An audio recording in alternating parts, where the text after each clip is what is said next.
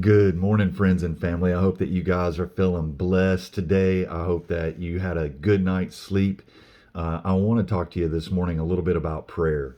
So, the Bible, Jesus teaches his disciples how to pray. Like he literally in the moment says, a prayer to give them instructions on how, like the basic setup of a prayer.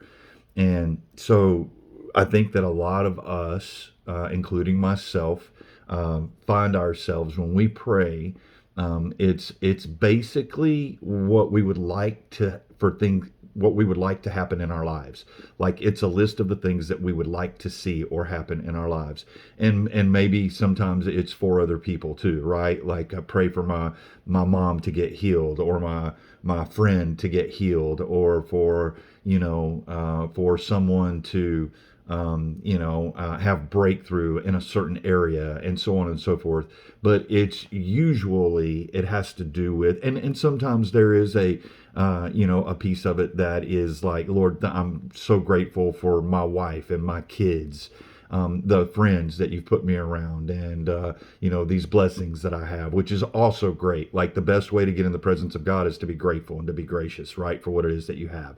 That is a for surefire way of getting in the presence of God. However, one of my closest friends taught me about this, and I had never even thought about it before. But in a relationship, in a relationship, one person doesn't do all the talking. It's communication, right? One person talks and the other listens, and then the other person talks and the other person listens. Like it's communication, it's conversation. It is, especially with people that you're like your spouse, or your very, very, very best friend. You have intimate conversations about things that you don't talk about with other people.